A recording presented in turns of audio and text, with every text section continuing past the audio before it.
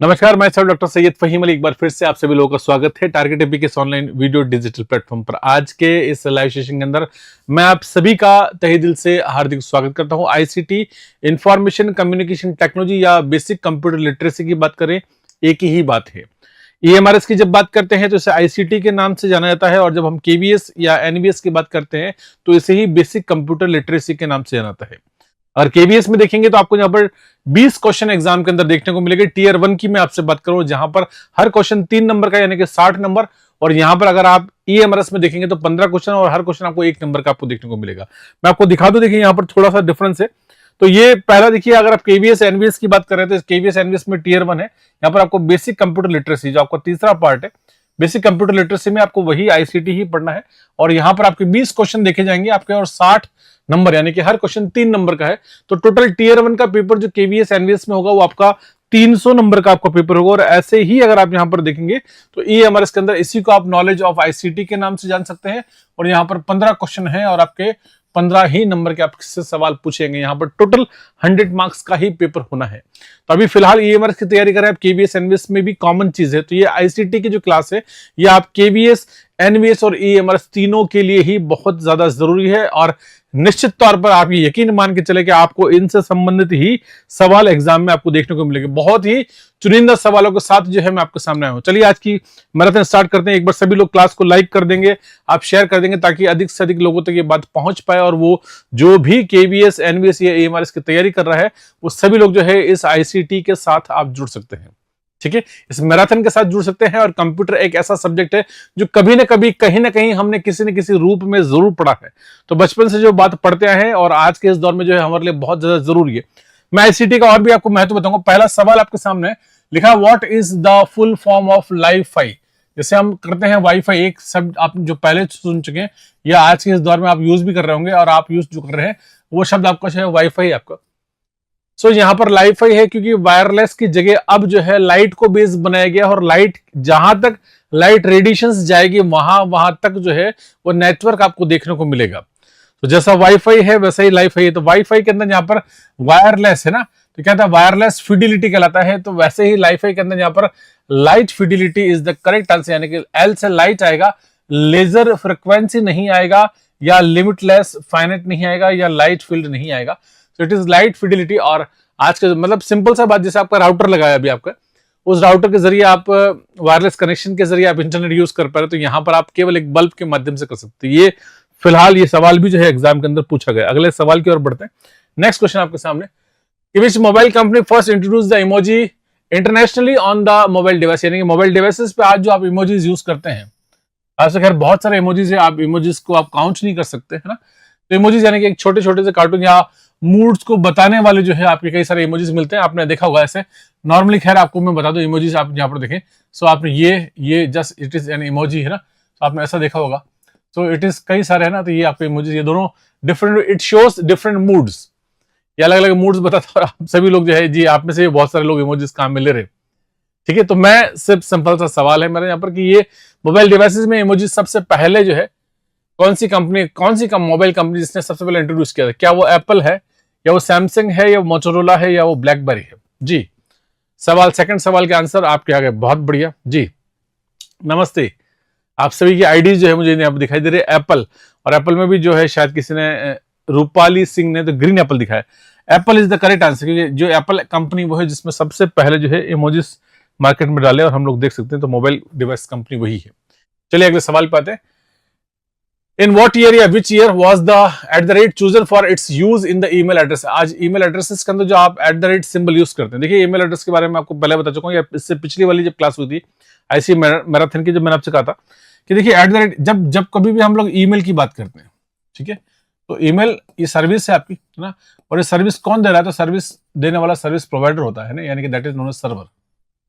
कौन कराएगा? सर्वर। और ईमेल सर्विस आपको मिल रही है तो आपका एक आईडी होगा और एक सर्वर नेम होगा। तो डिफरेंशिएट होना चाहिए दोनों के बीच में कि सर्वर कौन सा है और आईडी कौन सा है। तो दोनों के बीच में डिफरेंशिएट करने के लिए हम लोग क्या यूज करते हैं? @ सिंबल यूज करते हैं। जैसे कोई भी परफेक्ट या करेक्ट ईमेल एड्रेस की बात हम लोग करें तो हम ऐसे लिखते हैं, यहाँ पर XYZ @ फिर हमें क्या लिखा यहाँ पर, जैसे लिखा Gmail, ओके, its.com। तो ये जो है, ये पीछे जो है ये सर्वर है या डोमेन कहलाता है ये आपका। ओके, इट्स डोमेन कहलाता है, और ये जो आगे एट द रेट से आगे कहलाता है ये आपका आईडी कहलाता है। बस यही डिफरेंस है। लेकिन सवाल यहां पर पूछा गया कौन से सन में सबसे पहले इसको कहां काम में लिया गया। जी वेरी गुड। लाइक करने के लिए आप सभी का दिल से धन्यवाद। अगर किसी ने लाइक बटन को प्रेस नहीं किया, प्लीज आप सेशन को आप लाइक जरूर कीजिएगा। मैंने आपके लिए बहुत मेहनत करी है, और निश्चित तौर पे आप जब एग्जाम देकर आएंगे, आप आईसीटी का या टीयर 1 का जब एग्जाम देंगे, चाहे केवीएस, एनवीएस, ईएमआर कुछ भी, तो आप मुझसे आके बोल देंगे सर ये सवाल हमने यहाँ देखा था, और ये सवाल हमने फर्स्ट मैराथन का है, सेकंड मैराथन का है, थर्ड मैराथन। आप ऐसे मुझे बता देंगे निश्चित तौर पर, मुझे यकीन है। पिछले सवाल भी ऐसे ही होता, लास्ट ईयर भी हम लोग ऐसा कर चुके हैं। It's not 76, it's 72 is the correct answer। 76 नहीं है, 80 नहीं है, और 84 नहीं है, तो 72 is the correct answer। जी, जिन्होंने भी 72 लिखा, वेरी गुड इवनिंग जी, बहुत बढ़िया, एक्सीलेंट। चलिए आगे बढ़ते हैं, इसी को नेक्स्ट अगले सवाल की ओर बढ़ते हैं।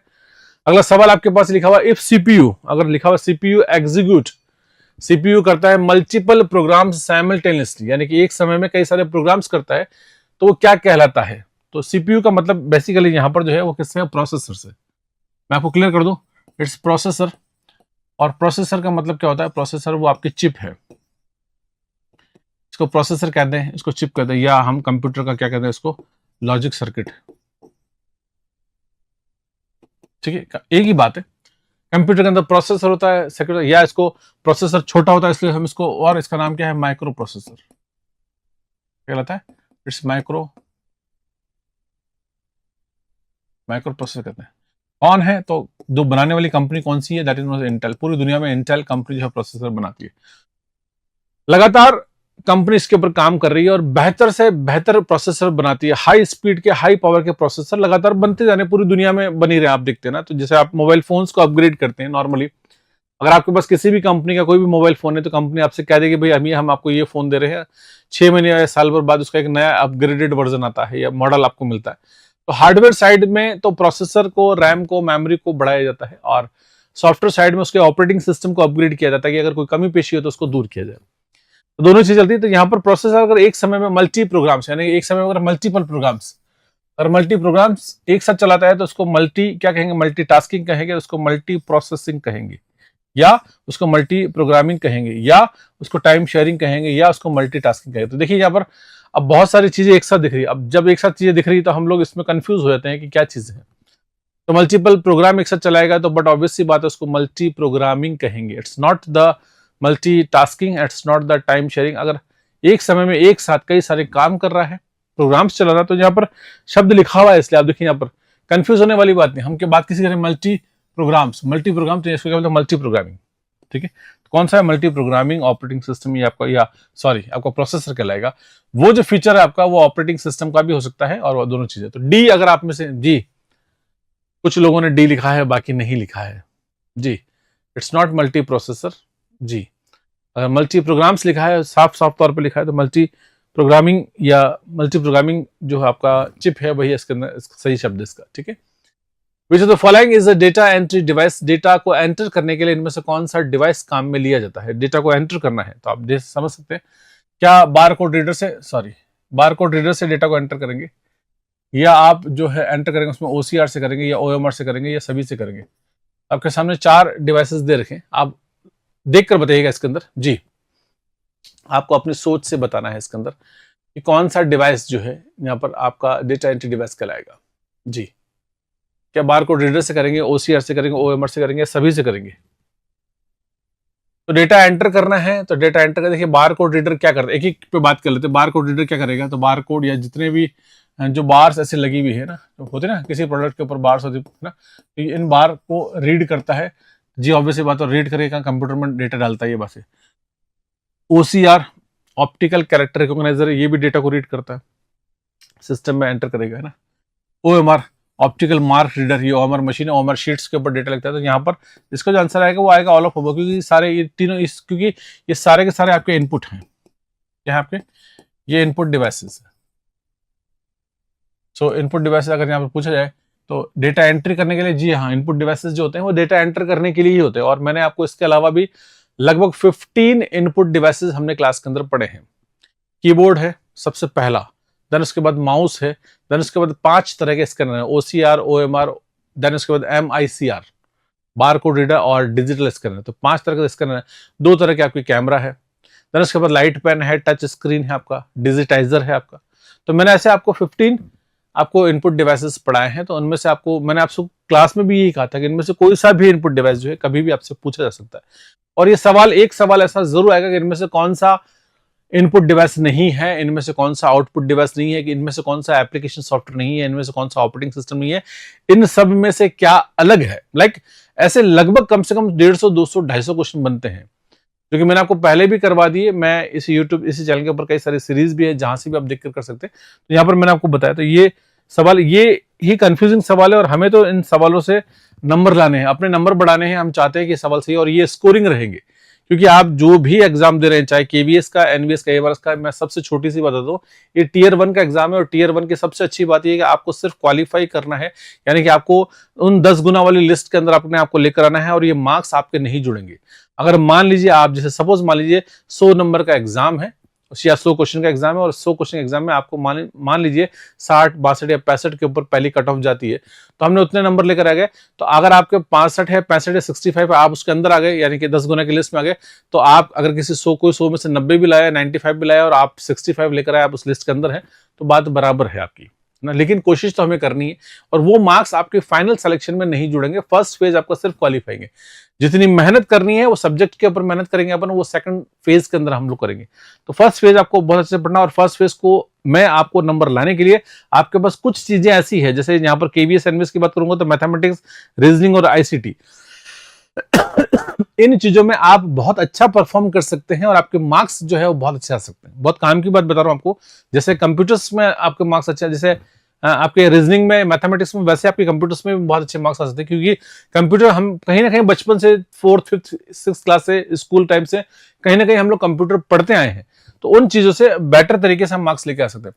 Which of the following is the process of लिखा sorting through the large data set to identify pattern and establish relationship to solve the problem through the data analysis। यानी कि डेटा एनालिसिस आज के इस दौर में क्या था, और हमारे पास डेटा बहुत ज्यादा है और बहुत ज्यादा बल्क में हमारे पास डेटा है। उस डेटा को हम लोग अलग अलग प्रोसेस से रिफाइन करते हैं और हम उसमें पैटर्न ढूंढने की कोशिश करते हैं। तो इट्स ए न्यू टेक्नोलॉजी। आज के इस दौर में इस टेक्नोलॉजी के जरिए बहुत सारे अच्छे और बेहतर काम किए जा रहे हैं। तो यहां से आपसे पूछा गया इस टेक्निक को क्या कहते हैं। इट इज सिंपली, क्या वो डेटा माइनिंग है या वो डेटा मार्केटिंग है या डेटा वेयरहाउसिंग है या ऑल ऑफ दिस। तो ये सिर्फ और सिर्फ किसका है, डेटा माइनिंग की डेफिनेशन है। माइनिंग का मतलब होता है जैसे खुदाई करते हैं या खदान में हम लोग कुछ चीज ढूंढते हैं। जैसे आज आप किसी माइंस में जाएंगे या माइनिंग करेंगे तो वहां पर तांबा, जस्ता, सीसा, सोना, चांदी, आप ऐसी चीजें हम लोग ढूंढते हैं, है ना। माइनिंग होती है, ठीक है। खदानें होती है जहाँ पर खदान में चीजों ढूंढते हैं। आज डेटा का ऐसा बहुत बड़ा महासागर है जिसको बिग डेटा कहते हैं, और इस बिग डेटा के ऊपर बहुत सारा काम किया जाता है और बहुत सारा काम करने के बाद जो है वो फिक्स पैटर्न ढूंढा जाता है। तो ये डेटा माइनिंग की डेफिनेशन है। इस पर भी सवाल आ सकता है, ये पिछली बार सवाल पूछा गया था डेटा माइनिंग के बारे में। चलिए नेक्स्ट अगला क्वेश्चन यहाँ पर, a byte can hold 1 dash of the data, यानी कि एक बाइट जो है वो, एक बाइट कितना डेटा कर सकती है। तो मैं बिट और बाइट के ऊपर मैंने आपको बता दिया कि मेमोरी पर एक सवाल जरूर पूछा जाएगा। अगर बाइट्स की बात करते हैं तो यहाँ पर देखिए, एक सबसे पहले 0 या 1 की बात करेंगे तो ये क्या कहलाता है, this is known as bit कहलाता है। ऐसी 4 बिट मिलती है तो क्या कहलाता है वो, that is known as nibble, NIBBLE। ठीक है, ऐसी 8 बिट मिलती है तो बनता है 1 बाइट। क्या कहलाएगा, ये 1 बाइट कहलाएगा। तो ये 1 बाइट हो गई आपकी। ठीक है, अब एक बाइट क्या होल्ड करती है, तो अगर आप देखें तो ASCII कोड के हिसाब से बात करें तो ये 1 कैरेक्टर क्या यूज करती है, 1 byte can hold 1 character, CHARACTR, एक कैरेक्टर को होल्ड कर सकती है। यानी कि लेके A से लेकर Z तक कुछ भी, तो यहाँ पर आप अगर A से लेकर Z तक अगर आप सारे लिखने तो 26 बाइट कहलाएगी, लेकिन सिर्फ A लिखेंगे तो 1 बाइट कहलाएगी। तो अब बाइट कैन होल्ड 1 बिट नहीं आएगा, ना बाइनरी डिजिट आएगा। तो इसका जो सही आंसर दैट इज कैरेक्टर है आपका, ना किलोबाइट। तो बाइट कैन होल्ड कैरेक्टर, एक कैरेक्टर। जैसे अगर आपको चेक करना, मैं आपको एक बहुत अच्छी चीज बता, आप लैपटॉप यूज करते हैं, आप कंप्यूटर यूज करते हैं, आप घर पे एक्सपेरिमेंट करके देखिएगा। आप लिखिएगा, आप लिखें TOD अवे, आप कंप्यूटर में जाएं और कंप्यूटर में क्या खोलें, नोटपैड। ओके, तो नोटपैड खोलें आप, है ना। नोटपैड को ओपन करें और नोटपैड के अंदर एक लिखें एक शब्द टुडे, और उस फाइल को सेव कर दीजिएगा आप, और फिर राइट क्लिक करके उस फाइल की प्रॉपर्टी चेक कीजिएगा। आपको आंसर लिखा हुआ आएगा 5 बाइट। क्यों, 1 2 3 4 5, क्या लिखा हुआ आएगा, 5 बाइट्स लिखा हुआ आएगा उसका आंसर। अगर उस फाइल के अंदर मान लीजिए आप इसकी जगह सेंटेंस लिख दीजिए, आप है ना, सेंटेंस लिखेंगे, आप टुडे मत लिखिए, आप मुझे बताइएगा, आप वहाँ पर उसके अंदर नोटपैड के अंदर उसी में आप फाइल में जो है आप यहाँ पर ऐसा लिखते हैं, ठीक है, क्या लिखते हैं मैं उसकी बात करूँ, आप मान लीजिए वहाँ पर लिखते हैं टुडे, TODAY, आपने लिखा today is SUNDAY, today is Sunday, और आपने ये सेंटेंस लिखा और आपने फाइल को सेव कर दिया। अब मुझे बताइए, आप राइट क्लिक करके चेक करेंगे तो कितनी बाइट आएगी। मैं देखना चाहूंगा आप में से कौन इसको सही आंसर दे सकता है। जी जी बिल्कुल, जब आप सेव करेंगे तभी दिखेगा वो आपको, है ना। कंप्यूटर में आप नोटपैड पे फाइल बनाइएगा, आप नोटपैड की बात करो, मैं वर्ड या वर्ड पैड की बात या माइक्रोसॉफ्ट वर्ड की बात नहीं कर रहा, मैं सिर्फ नोटपैड की बात करूं। तो मुझे बताइए कितना दिखाएगा। जी आंसर मुझे पूछा जी, सबसे पहले अमन रॉक ने आंसर दिया है 15, बाकी ज्योतिमान, मयंक श्रीवास्तव, कोई 15 लिख रहा है, कोई 13 लिख रहा है। मुझे बताइए कितना आंसर आएगा। जी नीता शर्मा 15, करके भी इतनी देर में तो आप करके भी देख सकते हैं, अगर आपके पास कंप्यूटर है तो मैं आपको दे दो। So this is what it simply, देखिए टुडे इट्स 5, ये 2, और यहाँ पर SUND है भाई 6, तो लिखे 6 और 2 कितने हो गए, 6 और 2 तो 8, और 8 और 5 कितने हो गए, 13, और 13 फिर उसके बाद एक स्पेस भी है और 2 स्पेस भी है, तो कितना आएगा 15, 15 बाइट, और बाइट 15 बाइट लिखा हुआ आएगा, क्योंकि space is also a character. जब आप स्पेस करते हैं तो स्पेस भी एक कैरेक्टर काउंट होता है, वो दिखाई नहीं देता आपको, उसकी कोई शेप आकृति नहीं है, लेकिन फिर भी अपने आप में वो कैरेक्टर है, ठीक है। तो दिस इज सिंपली, आप देख सकते हैं, ये प्रैक्टिकल आप अपने घर पे खुद करके देख सकते हैं, मैंने आपको तरीका बता दिया। ओके, सो नेक्स्ट लिखा computer peripherals do not include, computer के पेरिफेरल्स के अंदर जो है इनमें से कौन सी ऐसी चीज है जो नहीं आती है, यूपीएस, स्पीकर, माइक्रोफोन या माइक्रो, इनमें से कौन सी ऐसी चीज है जो कि कंप्यूटर के पेरिफेरल्स के अंदर नहीं आती है, आपको बताना है। इजीली आप देख के बताइए। जी बिल्कुल सर, क्या आप बता सकते हैं कि टीयर 1 में जो क्वालिफाइड नेचर है सिर्फ उसमें सीटेटी की तरह एक मिनिमम मार्क्स सेट होंगे या नहीं? नहीं, आप जो उसमें मेरिट बनेगी, मिनिमम मार्क्स सेट नहीं होंगे, उसमें मेरिट बनेगी, जो सबसे ज्यादा नंबर लेकर आएंगे, यानी कि पहले 10 गुना लोगों को सेलेक्ट किया जाएगा, ठीक है ना। जी वेरी गुड।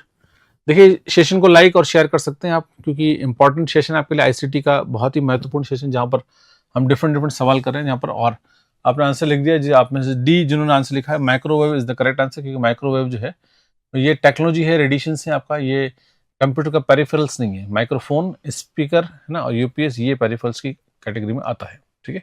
चलिए अगला सवाल, नेक्स्ट क्वेश्चन आपका, what is the process of copying software programs from secondary storage media to the hard disk, यानी कि अगर आपके पास कोई सेकेंडरी स्टोरेज है, तो सेकेंडरी स्टोरेज मीडिया मतलब जैसे सिंपल सा एग्जांपल अपन बनाते हैं, जैसे सीडी एक सेकेंडरी स्टोरेज मीडिया है। इसको, ऐसे सवालों को जब तक आप समझेंगे नहीं, थोड़ा सा आपको एनालाइज करना होगा, तभी आप सही आंसर तक पहुंच पाएंगे, क्योंकि लैंग्वेज हमें थोड़ी सी प्रॉब्लम करती है, क्योंकि आंसर में कई सारे सिमिलर वर्ड्स होते हैं एक जैसे, उन सिमिलर वर्ड से इशू आता है। तो सेकेंडरी स्टोरेज मीडिया जैसे सीडी है, और कहाँ भेज रहे हैं आप, तो इसको भेज रहे हैं आप हार्ड डिस्क के ऊपर, ठीक है। हार्ड डिस्क, आप सीडी से कहाँ जा रहा है, वो हार्ड डिस्क के ऊपर। आपको चीज लेकर आया और आपने क्या करा, उसको सीडी से हार्ड डिस्क पर डाल दिया, तो क्या वो, और कौन सा वो ऐसा नॉर्मल फाइल्स नहीं है, वो क्या है, सॉफ्टवेयर प्रोग्राम है। तो आप किसी सॉफ्टवेयर की सीडी लेकर आए आप, और आपने कंप्यूटर के अंदर उसको एक तरीके से डाल दिया, तो वो प्रोसेस क्या कहलाएगा, ये सवाल पूछा रहा। क्या वो कॉन्फ़िगरेशन कहलाएगा, वो इंस्टॉलेशन कहलाएगा, वो डाउनलोड कहलाएगा, या स्टोरेज कहलाएगा? तो नॉर्मल स्टोरेज तो आप कर नहीं रहे, आप तो ट्रांसफर कर रहे हैं। डाउनलोड वो है नहीं, आपने सर्वर से लिया नहीं है। कॉन्फ़िगरेशन शब्द यहाँ पर सेट नहीं होता, इसका सिंपल से क्या है, that is known as installation. तो आपने सीडी के अंदर जो प्रोग्राम्स था, आपने उसको इंस्टॉल कर दिया, और इंस्टॉल कहां कर दिया आपने, उसको हार्ड डिस्क में इंस्टॉल कर दिया। Is it clear? तो ये कहलाएगा। चलिए अगला सवाल पढ़ेंगे आप, और मैं कुछ कमेंट्स देख लूंगा, किसी को मुझसे बात करनी तो मैं उसके प्रश्न का उत्तर दूंगा। जी बताइए सर।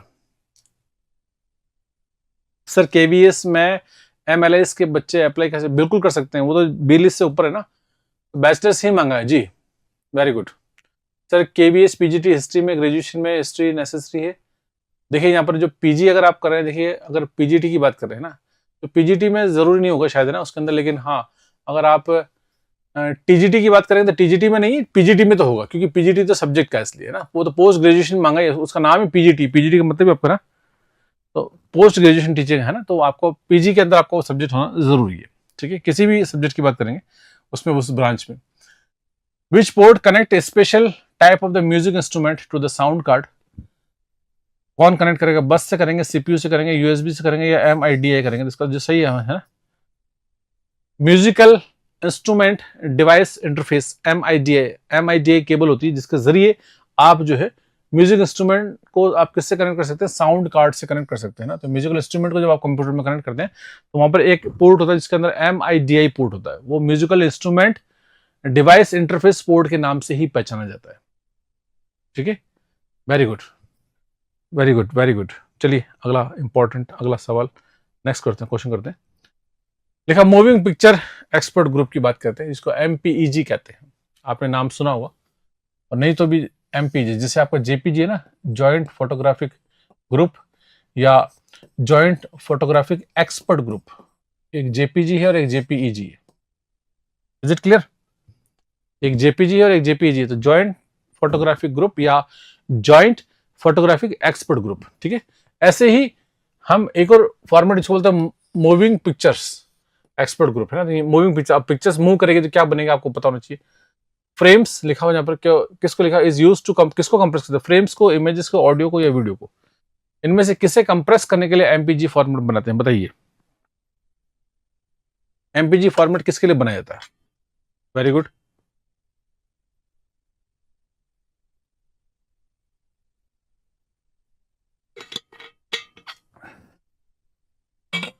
बहुत बढ़िया। आपके लाइक करने वालों की संख्या बहुत है, और अगर किसी ने लाइक नहीं किया इसको कर सकते हैं। देखिए एमपीजी एक्चुअली किसको, वीडियो है ना, फ्रेम्स, इमेजेस, ऑडियो नहीं है, ये वीडियोस को कंप्रेस करेंगे तो एमपीजी फॉर्मेट बनेगा। ठीक है, और एमपीजी फॉर्मेट बनेगा तो वो बड़े से बड़े वीडियो जो है छोटे, जैसे हम ऑडियो को भी कंप्रेस करते हैं, आपने देखा होगा MP3 बनाते हैं, तो पहले ही चलता था कि ऑडियो फाइल्स को कंप्रेस कर लिया आपने। नॉर्मली वेब फाइल होती थी जिसको हम लोग कंप्रेस कर देते तो MP3 बनाते, तो बहुत ज्यादा मतलब 80% तक कंप्रेस हो जाती थी फाइल्स, है ना, तो वहां पर ये चीजें बनती थी। चलिए next, what type of virus use computer host to reproduce itself? तो आप वायरस समझते हैं, वायरस का मतलब क्या होता है? मालवेयर। क्या कहते हैं यहाँ पर? MALWARE। तो वेयर तो किससे बना? सॉफ्टवेयर से, SOFTWARE, सॉफ्टवेयर। मैंने क्लास में भी आपको पढ़ाया है ना। Malicious, MALICIOUS, malicious software. Malicious मतलब जो खराब हरकतें करे, जो नुकसान पहुंचाए, घातक, मैलिशियस, है ना। तो मैलिशियस में से यहाँ पर माल इसका आ गया और वेयर इसका ले लिया, तो दोनों को मिलाकर क्या बना दिया हमने? एक नया शब्द बना दिया, दैट इज मालवेयर। तो मालवेयर एक कैटेगरी है, आप समझे? मालवेयर एक कैटेगरी, वो तमाम सॉफ्टवेयर जो कहीं ना कहीं किसी न किसी रूप में कंप्यूटर को नुकसान पहुंचाते हैं, कंप्यूटर की फंक्शनैलिटी को खराब करते हैं, हमारी स्पीड को स्लो करते हैं, मेमोरी को भर देते हैं, कंप्यूटर में फाइल्स को रेप्लिकेट करना शुरू कर देते हैं, उन सबको हम लोग एक जनरल वर्ड या एक कीवर्ड हमने काम में लिया, that is known as malware, हम काम में लेते हैं। सो मैलिशियस एक्टिविटी करने वाले को मालवेयर कहते हैं। तो what type of virus can use host to reproduce itself? तो ऐसा कौन सा वायरस है जो मालवेयर की कैटेगरी में, तो वो अपने आप से क्या करता है? रिप्रोड्यूस करता है। क्या वो टाइम बॉम्ब है, वॉर्म है, या मेलिसा वायरस है, या मैक्रो वायरस? तो मैक्रो वायरस ही काम नहीं करता है, मैक्रो वायरस के अंदर जो स्क्रिप्ट लिखी है उसी पे काम करेगा। मेलिसा वायरस भी काम नहीं करता, और टाइम बॉम्ब तो पर्टिकुलर एक कंडीशन आने पर एग्जीक्यूट होता है। तो ये सारे काम कौन कर रहा है? तो इसका जो सही आंसर है वो आपका बी है। अगर आपने बी दिया, वॉर्म लिखा है जी, बहुत बढ़िया, कई सारे लोगों ने WORM लिखा है, वॉर्म बिल्कुल सही है, आंसर आपका बिल्कुल सही है। तो ये जो प्रोग्राम है वो इस प्रकार की एक्टिविटीज करता है। नेक्स्ट क्वेश्चन आपका, विच डिवाइस नेम सैरोबेन? अगर सैरोबेन नाम अगर आपको पता है तो उनमें से किस डिवाइस का है? क्या पास्कलाइन का नाम सैरोबेन है? ये हिस्ट्री का सवाल है, एक सवाल एग्जाम में कम से कम हिस्ट्री का जरूर बनेगा। क्या पास्कलाइन है, या एनालिटिकल इंजन है, या अबेकस है, या नेपर्स बोन है? ये चार नाम आपको दे रखे हैं, इनमें से जो है सैरोबेन किसका नाम है आपको ये बताना है जी। आराम से सोच समझ के बताइएगा। वेरी गुड, बहुत सारे बच्चे बहुत अच्छा प्रदर्शन कर रहे हैं, और जी, और इस हिसाब से मुझे ये पूरी उम्मीद है कि आप कुछ पढ़े या ना पढ़े, अगर आप मैराथन क्लासेस देख लेंगे तो भी मैक्सिमम आप एग्जाम के अंदर बहुत अच्छा और सही करके आएंगे जी। वेरी गुड, मैं पूरी उम्मीद से जो आप जिस प्रकार से आप आंसर दे रहे हैं तो आपने कुछ बहुत किसी ने बहुत ज्यादा कुछ नहीं भी पढ़ा है, क्लासेस देख ली हैं, मैं ये मैराथन क्लासेस केवल है ही इसलिए ताकि आप बेहतर तरीके से कर पाएंगे। पास्कलाइन नहीं है, ना एनालिटिकल इंजन है, ना ही आपका नेपेस बोनी। ये किसका नाम है? Soroban is a type of the abacus. Abacus का एक प्रकार है और अबेकस का एक मॉडल है जिसको हम लोग सरोबेन कहते हैं। आज हम इसी मॉडल पे काम करते हैं। मैं आपको फिर से बता दूं, अबेकस आप जानते हो, अबेकस एक नॉर्मली ऐसे आप अपनी लोकल भाषा में कहते हैं स्लेट की तरह है। यहाँ पर इस प्रकार से जो है आपको यहाँ पर ऐसे कॉलम्स बने हुए हैं, है ना। ये इसको स्पोक कहते हैं, इसको तानिया है। इसके अंदर मिट्टी के गोले जो है यहाँ पर इसके अंदर ऐसे पिरोए गए हैं और उन गोलों को ऊपर नीचे करने से अलग अलग तरह की मैथमेटिकल कैलकुलेशन बनती है। आज आज भी आपने देखा अबेकस क्लासेस चलती है, बच्चे, ये छोटे बच्चे अबेकस से वैदिक मैथ्स पढ़ते हैं या बहुत सारी इसके जरिए ना। तो ऊपर वाला पार्ट है आपका HEAV हेवन कहलाता है, नीचे वाला पार्ट इसका EARTH अर्थ कहलाता है। यहाँ पर जिसकी वैल्यू एक, इसको बिड कहते हैं, बिड। बिड की वैल्यू है यहाँ पर 1 है और हेवन की जो बिड है इसकी वैल्यू कितनी है? 5 है। तो नॉर्मली इस प्रकार का एक डिवाइस कहलाता है। So that is known as soroban. जी बहुत बढ़िया।